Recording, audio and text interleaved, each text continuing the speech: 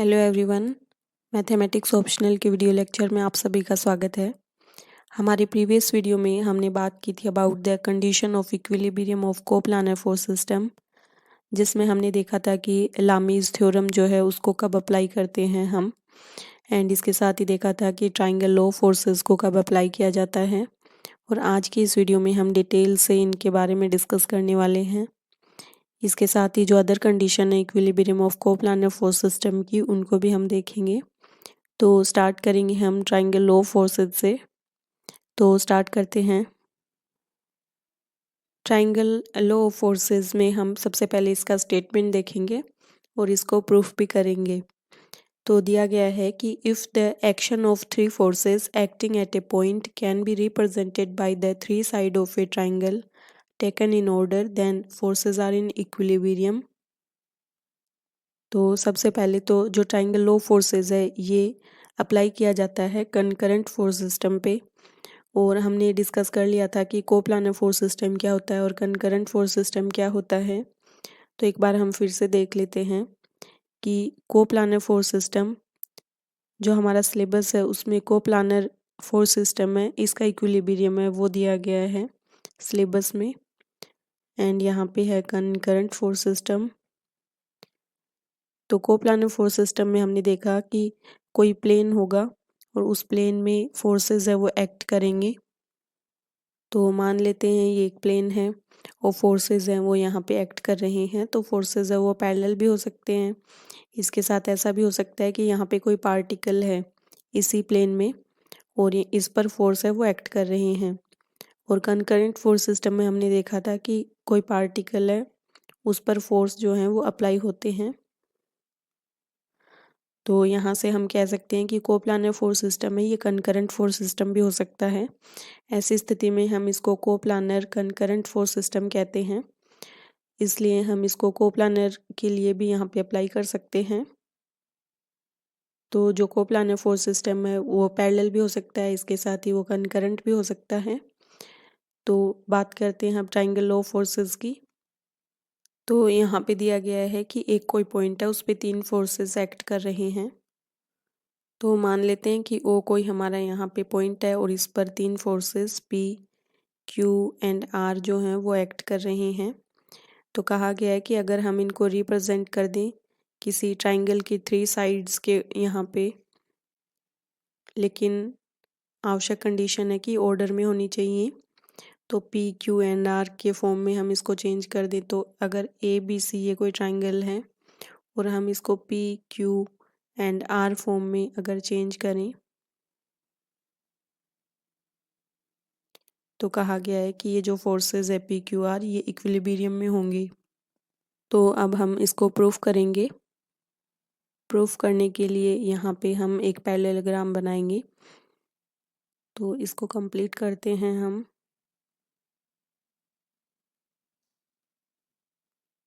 तो यहाँ पे एक पैरेललोग्राम हमने बनाया ए बी सी एंड इसको नाम दे देते हैं डी। तो यहाँ पे हमने एक पैरेललोग्राम बनाया है A B C and D. तो अब यहाँ अप्लाई करेंगे हम पैरेललोग्राम लॉ फोर्सेस को। तो पैरेललोग्राम में हम जानते हैं कि आमने सामने की भुजाएं हैं वो इक्वल होती हैं। सो यहाँ पे ये क्यू वेक्टर है तो ये भी क्यू होगी ए डी जो है। तो अब अप्लाई करेंगे तो इसको A B vector plus A D vector plus A D vector equal to होगा ए सी वेक्टर। लेकिन यहाँ पे स्टेटमेंट के अकॉर्डिंग दिया गया है कि ये जो डायरेक्शन है ये ए सी की ओर ना होके सी ए की ओर है। तो इस वजह से अब इसको फर्दर चेंज करेंगे A B vector plus A D vector equal to A C vector को हम लिख सकते हैं यहाँ पे माइनस सी ए वेक्टर। अब वैल्यू हमारे पास है ए बी वेक्टर की, ए डी वेक्टर की एंड सी ए वेक्टर की।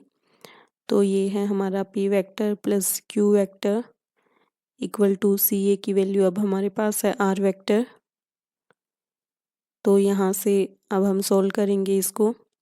तो लिख सकते हैं P vector plus Q vector plus R vector equal to 0। यानी हमें जो फोर्सेस दिए गए थे अब उनका सम है वो 0 के इक्वल है, यानी इक्विलिब्रियम की कंडीशन को ये यहाँ पे सेटिस्फाई करते हैं। तो इस तरीके से हमने यहाँ पे डिस्कस किया है ट्राइंगल लॉ फोर्सेस। तो एक एग्जांपल से समझते हैं इसको कि आपको पी क्यू आर जो फोर्सेस हैं उनकी वैल्यू दी गई है। तो एग्जांपल देखते हैं कि रेशियो दिया गया है पी क्यू आर का 3, 2 एंड 1 और पूछा है कि ये इक्विलिब्रियम में हो सकते हैं या नहीं। तो सिंपली हम यहाँ से देख सकते हैं कि पी क्यू आर को हम एक ट्राइंगल की जो साइड्स हैं उनके रूप में रिप्रेजेंट कर सकते हैं, लेकिन ये साइक्लिक ऑर्डर में होना चाहिए। तो अगर हम इसको रिप्रेजेंट करें 2, 1 एंड 3, 3, 2, 1 साइक्लिक होना चाहिए ये। तो यहाँ से हम इजीली देख पा रहे हैं कि ये वाली कंडीशन है आराम से सेटिस्फाई हो रही है यहाँ पे 2 + 1 एंड जो आर वेक्टर है माइनस आर वेक्टर के, तो यानी ये इक्विलिब्रियम में होगा। तो ये हमारा सिंपल सा था ट्राइंगल लॉ फोर्सेस। अब हम बात करेंगे नेक्स्ट पॉलीगन लॉ फोर्सेस की। तो पॉलीगन लॉ फोर्सेस में क्या होगा कि मानेंगे कि ओ कोई एक पार्टिकल है और इस पे काफ़ी सारे फोर्सेस है वो अप्लाई हो रहे हैं। तो माना कि ओ कोई पार्टिकल है और इस पर F1 F2 से लेके F6 तक ये फोर्सेस हैं, ये सब अप्लाई हो रहे हैं यहाँ पे। तो अगर ये जो फोर्सेस हैं इनको किसी पॉलीगन की जो साइड्स हैं उनके रूप में हम रिप्रेजेंट करें तो ये इक्विलिब्रियम में होंगे। तो जो पीछे हमने ट्राइंगल लॉ फोर्सेस देखा था उसी का एक्सटेंडेड फॉर्म है ये। तो इस तरीके से अगर हम यहाँ पे ये जो फोर्सेस हैं इनको किसी पॉलीगन की साइड्स के रूप में रिप्रेजेंट करें तो अब हम इसको प्रूव करेंगे कि ये इक्विलिब्रियम में होंगे। तो जो हमारा ट्राइंगल लॉ फोर्सेस था उसको हम यहाँ अप्लाई करेंगे। तो ये जो साइड है A B and B C, A B vector plus B C vector equal to होगा यहाँ पे ए सी वेक्टर। तो यहाँ अप्लाई किया हमने। इसके बाद हम अप्लाई करने वाले हैं इसको नेक्स्ट, एंड इसके बाद हम नेक्स्ट अप्लाई करेंगे। तो अब हम यहाँ से स्टार्ट करेंगे। तो A C vector plus C D vector equal to A D vector. फिर ए डी से स्टार्ट करेंगे, A D vector plus D E vector equal to A E vector. इसके बाद हम करेंगे यहाँ A E vector plus E F vector equal to A F vector. अब ये जो सारी इक्वेशन इनको हम ऐड कर देंगे। तो ऐड करते हैं इसको। अब A B vector plus B C vector plus A C vector plus C D vector plus A D vector plus D E vector plus A E vector plus E F vector equal to A C vector plus A D vector plus A E vector plus A F vector. तो यहाँ से कुछ cancel out हो जाएंगे and A C and A D and A E. तो remaining को लिख लेते हैं, A B vector plus B C vector plus C D vector plus D E vector plus E F vector equal to A F vector. तो अब A B vector plus B C vector plus C D vector plus D E vector plus E F vector. अब जो ए F vector था इसको हम लिख सकते हैं माइनस एफ वेक्टर। तो यहाँ डायग्राम में देख सकते हैं हम ए एफ वेक्टर, इसको हम लिख सकते हैं माइनस एफ वेक्टर, यानी इसको हम लिखेंगे माइनस एफ ए वेक्टर और इसको फिर हम उधर भेज देंगे इस साइड। तो ये हो जाएगा plus F A vector equal to 0। और हमने साइड्स के रूप में फोर्सेस को यहाँ रिप्रेजेंट किया था तो ए बी वेक्टर को हमने F1 के फॉर्म में किया था तो इसको F1 लिख देंगे। यहाँ F2, सी डी को हमने F3 में किया था। इसी तरीके से हमारे पास 6 फोर्सेस थे यहाँ, F6 इक्वल टू 0। तो यहाँ हमारा प्रूफ हो गया कि ये फोर्सेस है वो इक्विलिब्रियम में है, क्योंकि इन सब का सम है वो 0 के इक्वल आ रहा है। तो ये हमने डिस्कस किया triangle law of forces and polygon law of forces को। इसके साथ ही जो ट्राइंगल लॉ ऑफ फोर्सेस हमने किया था उसका जो कन्वर्स है वो भी ट्रू होता है। तो कन्वर्स का मीन, अगर जो फोर्सेस हैं वो दिया गया है कि इक्विलिब्रियम में हैं, तो अगर इक्विलिब्रियम में दिया गया है तो उनको हम किसी त्रिभुज या ट्राइंगल जो है उसकी साइड्स के रूप में रिप्रेजेंट कर सकते हैं। अब हम नेक्स्ट बात करेंगे लामीज़ थ्योरम के बारे में। तो स्टार्ट करते हैं लामीज़ थ्योरम। तो सबसे पहले स्टेटमेंट देखेंगे, फिर इसका प्रूफ देखेंगे। लामीज़ थ्योरम जो है वो कंकरेंट फोर्स सिस्टम के लिए अप्लाई की जाती है, और यानी हम इसको अप्लाई कर सकते हैं कोप्लानर कंकरेंट फोर्स सिस्टम के लिए भी। तो इसको अभी हमने देखा था कि हमारा कोप्लानर फोर्स सिस्टम है वो कंकरेंट फोर्स सिस्टम भी हो सकता है। तो ऐसे सिचुएशन में हम इसको कहेंगे कोप्लानर कंकरेंट फोर्स सिस्टम। तो लामीज़ थ्योरम का स्टेटमेंट दिया गया है कि Lami's theorem states when three forces acting at a point are in equilibrium then each force is proportional to the sine of the angle between the other two forces। तो यहाँ पे हम ओ कोई पॉइंट या पार्टिकल मान लेते हैं जिस पे तीन फोर्सेस एक्ट कर रहे हैं। तो पी क्यू आर फोर्सेस हैं जो कि एक्ट कर रहे हैं ओ पार्टिकल पे, और कहा गया है कि ये इक्विलिब्रियम में है। तो अगर ये इक्विलिब्रियम में है तो each force is proportional to, यानी हर एक फोर्स है वो प्रोपोर्शनल होगा उसके बाकी के जो फोर्सेस हैं उनके बीच में जो एंगल है उसके साइन एंगल के प्रोपोर्शनल होगा। तो हम मान लेते हैं यहाँ पे कि आर और क्यू जो फोर्स है इसके बीच में जो एंगल है उसको हम अल्फ़ा मान लेते हैं, और आर और पी के बीच में जो एंगल है उसको हम बीटा मान लेते हैं, और ये वाला एंगल है ये हम गामा मानेंगे। तो लामीज़ थ्योरम कहती है कि अगर ये फोर्सेस हैं ये इक्विलिब्रियम में हैं तो ईच फोर्स, अगर हम पी फोर्स को लें तो पी फोर्स के सामने वाले अब जो फोर्सेस बचे हैं वो हैं क्यू एंड आर, तो इनके बीच का एंगल है अल्फ़ा, तो ये प्रोपोर्शनल होगा यहाँ पे साइन अल्फ़ा। एंड अब क्यू फोर्स लेंगे तो क्यू फोर्स के लिए आर और पी के बीच में बीटा एंगल बन रहा है, sine beta equal to R upon यहाँ पे गामा है तो साइन गामा। तो ये वाला जो स्टेटमेंट है ये लामीज़ थ्योरम का स्टेटमेंट है। तो इसका प्रूफ भी इजी है काफ़ी, तो प्रूफ भी देख लेते हैं। वैसे हमारे यहाँ पे जो काम का है वो ये वाली इक्वेशन है, ये जो इक्वेशन है ये हमारे यहाँ पे काम की है।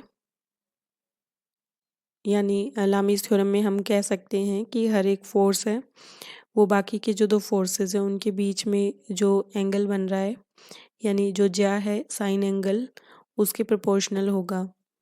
तो अब हम इसको प्रूफ करेंगे। तो लामीज़ थ्योरम का प्रूफ देखेंगे अब। तो इसके लिए हमने माना कि हमारे पास कोई एक पॉइंट है ओ या फिर कोई पार्टिकल है, उस पे तीन फोर्सेस हैं वो एक्ट कर रहे हैं और ये इक्विलिब्रियम में है। तो अब हम बात करेंगे आगे कि अगर हम इन फोर्सेस को यहाँ पे ओ ए से रिप्रेजेंट कर दें, पी फोर्स को, एंड क्यू को हम ओ बी से, एंड ओ ये जो आर है इसको ओ सी से रिप्रेजेंट कर दें, यानी जो हमारा पी वेक्टर है वो हो ओ ए वेक्टर के इक्वल, एंड क्यू वेक्टर हमारा है ओ बी वेक्टर के इक्वल, एंड आर वेक्टर हो ओ सी वेक्टर के इक्वल। तो अब इसको फर्दर सोल्व करने के लिए हम यहाँ पे एक पैरेललोग्राम बनाएंगे, और ये वाला एंगल है ये अल्फ़ा के इक्वल है, ये वाला एंगल बीटा के, जो हमने प्रीवियस जो अभी डिस्कस कर रहे थे हम लामीज़ थ्योरम का स्टेटमेंट, तो वहाँ हमने माना था, तो वो यहाँ रख लेते हैं एंगल्स। अब हमारा यहाँ पे एक पैरेललोग्राम बन गया है ओ ए, इसको हम सी डैश नेम दे देते हैं, एंड बी, तो ये हमारा एक पैरेललोग्राम बन गया है। अब यहाँ पे हम अप्लाई करेंगे पैरेललोग्राम लॉ ऑफ फोर्सेस को। तो यहाँ से हम अप्लाई करने वाले हैं, तो हम लिखेंगे O A vector plus O B vector equal to O C vector, यानी O A vector O B vector and ये हमारा है ओ सी डैश यहाँ पे। तो वैसे तो हमने ट्राइंगल लॉ फोर्सेस में देखा था कि अगर तीन फोर्सेस है वो इक्विलिब्रियम में हैं तो हम उसको किसी ट्राइंगल की जो साइड्स हैं उनके रूप में रिप्रेजेंट कर सकते हैं। और यहाँ पे हमने पैरेललोग्राम लॉ फोर्सेस को अप्लाई कर दिया है। ओ ए वेक्टर की वैल्यू हमारे पास है पी वेक्टर, ओ बी की है Q vector and O C dash को हम लिख सकते हैं यहाँ पे, क्योंकि ये पी और पैरेललोग्राम है तो ये वाला भी क्यू हो जाएगा एंड इसको हम ट्राइंगल लॉ फोर्सेस से लिख सकते हैं आर। और या फिर हम स्टेप वाइज अगर चलें तो भी P plus Q equal to इसको हम लिख सकते हैं minus C dash O vector. तो हमें दिया गया है कि लामीज थ्योरम में स्टेटमेंट में कि ये जो फोर्सेस है ये इक्विलिब्रियम में है, यानी P vector plus Q vector plus R vector equal to 0 है। तो यहाँ से हम लिख सकते हैं P vector plus Q vector equal to minus R vector. तो अगर हम इन दोनों इक्वेशन को कंपेयर करें, equation first and equation second, तो यहाँ से हम लिख सकते हैं कि सी डैश ओ की वैल्यू हमारे पास आ जाएगी आर वेक्टर। तो अब हम यहाँ पे फोकस करेंगे टोटली ओ ए सी डैश जो हमारा ट्राइंगल बन रहा है। तो यहाँ पे हमने इसको पी क्यू एंड आर से रिप्रेजेंट कर दिया है। तो अब ये जो वाला जो ट्राइंगल है हमारा, इसमें हम एंगल्स देखने वाले हैं। तो मानते हैं कि ये अगर हमारा बीटा एंगल है तो ये वाला एंगल जो है, अलग कलर से शो कर देती हूँ इसको मैं, तो ये बन जाएगा हमारा पाई माइनस बीटा, क्योंकि ये पूरा है ये पाई है तो ये बन जाएगा पाई माइनस बीटा। फिर हम बात करते हैं इस वाले एंगल की, तो ये वाला एंगल है ये बन जाएगा हमारा पाई माइनस एल्फा। और यहाँ पे अल्टरनेट एंगल की वजह से ये वाला एंगल है ये भी बन जाएगा हमारा पाई माइनस एल्फा। ये एंगल जो है ये हमारा है गामा, तो संगत कोण की वजह से ये वाला जो एंगल है वो गामा बन जाएगा। तो ये एंगल हमारा बन जाएगा पाई माइनस गामा। तो अब जो हमारा ये ओ ए सी डैश ट्राइंगल है इसमें हम साइन रूल जो है उसको अप्लाई करेंगे। तो on applying sine rule in triangle O E C dash, तो साइन रूल लगाना काफ़ी इजी है। इसमें क्या होगा कि हम जो भी साइड ले रहे हैं उसके सामने जो एंगल बन रहा है उसको साइन के साथ लिखेंगे। तो पी ले रहे हैं हम तो यहाँ लिखेंगे sign pi minus alpha and अगर क्यू ले रहे हैं तो यहाँ लिखेंगे हम इसके सामने एंगल है pi minus beta equal to R. अगर ले रहे हैं हम तो आर ले रहे हैं तो यहाँ पे एंगल बन रहा है pi minus gamma sign pi minus gamma. अब बेसिक जो लॉ हैं ट्रिग्नोमेट्री के उससे हम जानते हैं कि 90 में चेंज होती है एंड या 180 में चेंज नहीं होगा, तो साइन साइन ही रहेगा। एंड बात कर रहे हैं सेकंड क्वाड्रेंट की 180 माइनस में, तो यहाँ पे पी अपॉन, तो यहाँ सेकंड क्वाड्रेंट में साइन है वो पॉजिटिव होगा, तो ये होगा यहाँ पे साइन पाई माइनस अल्फा होगा sine alpha Q upon sine beta equal to R upon sine gamma. तो यही हमें प्रूफ करना था, यानी लामी थ्योरम का जो स्टेटमेंट था वो हमने प्रूफ कर दिया कि कोई जो फोर्स है अगर यहाँ पे किसी पॉइंट पे फोर्सेस अप्लाई हो रही हैं और ये इक्विलिब्रियम में हैं तो फिर हर एक फोर्स है वो उसके जो सामने वाले जो फोर्सेस हैं उनके बीच में जो एंगल बन रहा है उसकी जो ज्या है या फिर साइन एंगल है उसके प्रोपोर्शनल होगा। तो ये हमें प्रूफ करना था और ये हमने यहाँ पे प्रूफ कर लिया है। इसके साथ ही जो कन्वर्स होता है, यानी लामी थ्योरम का जो कन्वर्स है वो भी ट्रू होता है। यानी अगर दिया गया हो कि कोई पार्टिकल है उस पर तीन फोर्सेस अप्लाई हो रही हैं और हर एक फोर्स है वो अदर जो फोर्सेस है उनके बीच में जो एंगल बन रहा है उसकी जाके प्रोपोर्शनल है, तो ऐसी स्थिति में जो वो फोर्सेस हैं वो इक्विलिब्रियम में होंगे, यानी लामी थ्योरम का कन्वर्स है वो भी ट्रू है। अब हम लामी थ्योरम पे बेस्ड एक दो क्वेश्चन देखेंगे। तो हमारा फर्स्ट क्वेश्चन है कि 3 forces acting on a particle are in equilibrium और angle between first and second force is 60 degree and between second and third is 150 degree. Then find out the ratio of magnitude of forces. And इसके साथ ही next में दिया गया है कि first force है उसका मैग्नीट्यूड जो है वो 12 है newton. Then find out second and third force. तो लामी थ्योरम से हम जानते हैं कि लामी थ्योरम का स्टेटमेंट हमने देखा था कि 3 फोर्सेस अगर इक्विलिब्रियम में हैं तो उसमें ईच फोर्स है वो प्रोपोर्शनल होगा अदर जो फोर्सेस हैं उनके बीच में जो एंगल बन रहा है। तो P अपॉन यहाँ हमने देखा था sine alpha, Q upon sine beta and R upon sine gamma. तो मान लेते हैं यहाँ पे P, Q and R forces. तो ये एंगल हमने अल्फा माना है एंड ये एंगल हमने बीटा माना और ये गामा। तो यहाँ पे दिया गया है कि angle between first and second force is 60 degree. तो अगर हम पी क्यू आर लेके चलें, पी क्यू आर, तो फर्स्ट हमारा फोर्स पी है, second Q and third R है। तो फर्स्ट एंड सेकंड फोर्स के बीच का एंगल 60 डिग्री दिया है, यानी पी एंड क्यू के बीच। तो पी एंड क्यू के बीच यानी गामा है वो 60 डिग्री दिया है। तो गामा की जगह पुट कर देंगे हम आर अपॉन साइन 60 डिग्री। फिर दिया है कि second and third force is 150 degree. तो क्यू और आर के बीच में दिया है 150 डिग्री, अल्फा है वो 150 डिग्री है। तो P upon sine 150 degree equal to Q. तो ये पूरा 360 होगा। तो यहाँ 150 ये हो गया एंड 60 ये, तो 360 माइनस, यहाँ पे हम माइनस करेंगे 150 प्लस 60, तो ये बीटा आ जाएगा 150। तो 150 360 360 बन गया टोटल। तो यहाँ पे लिखेंगे Q अपॉन साइन बीटा, तो बीटा है 150 डिग्री।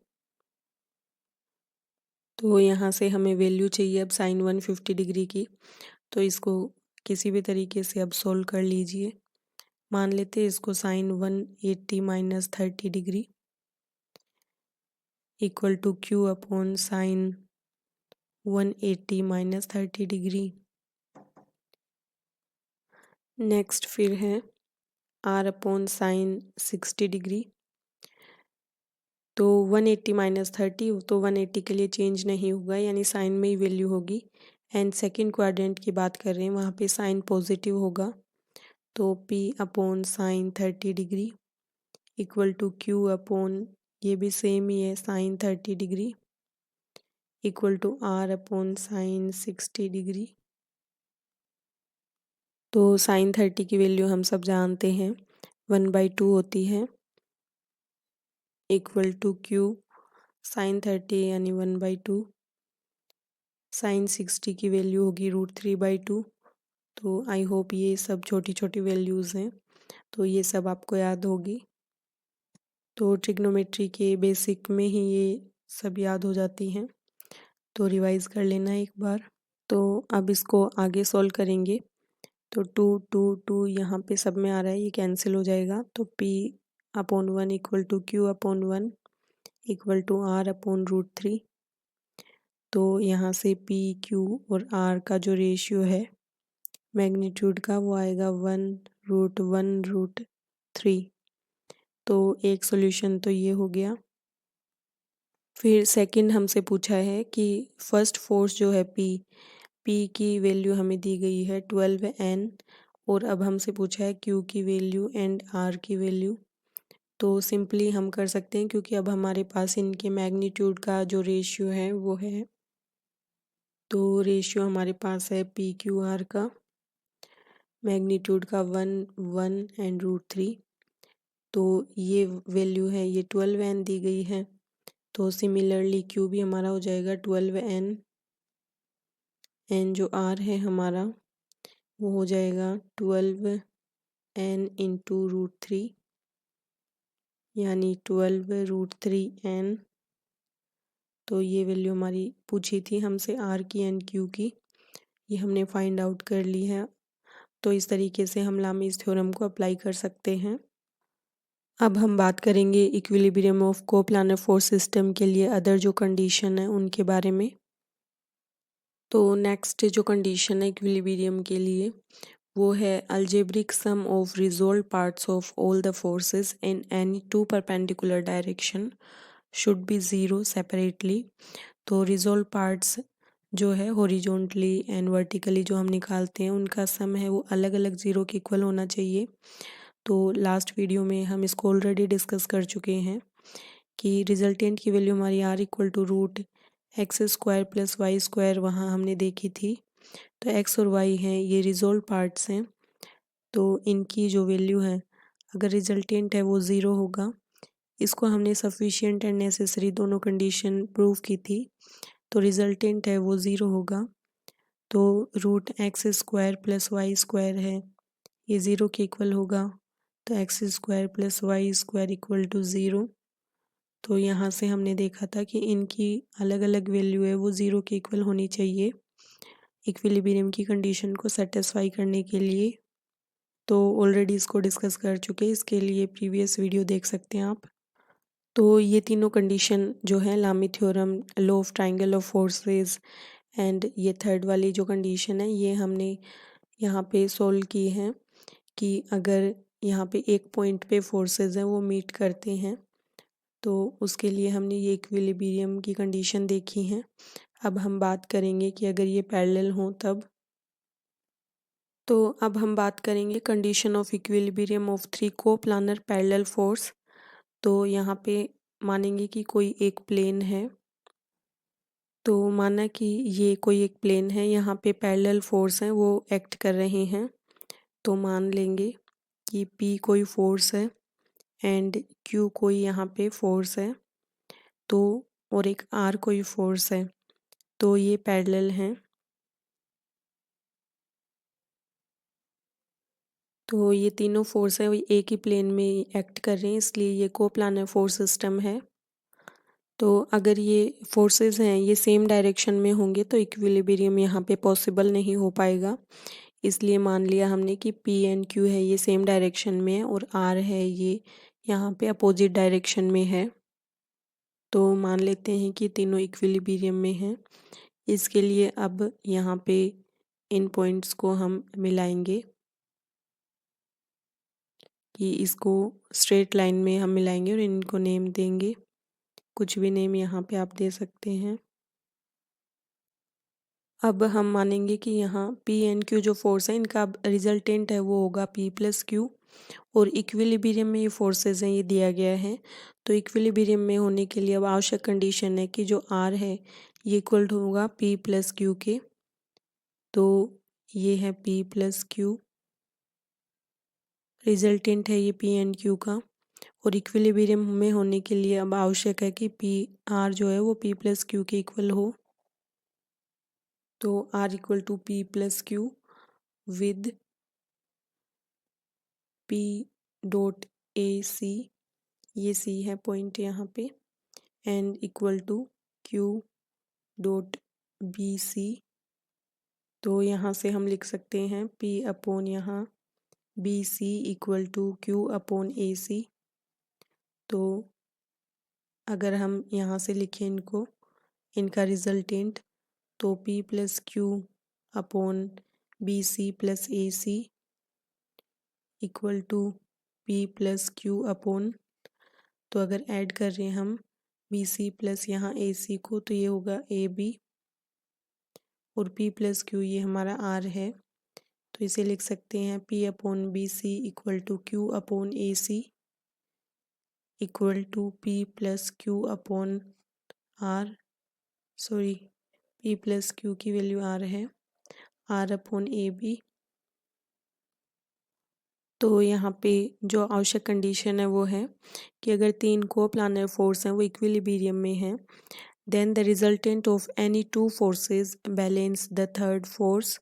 एंड इसके साथ ही हर एक फोर्स जो है, जैसे पी फोर्स है तो हर एक फोर्स है वो प्रोपोर्शनल होगा जो डिस्टेंस अदर 2 फोर्सेस के बीच में है।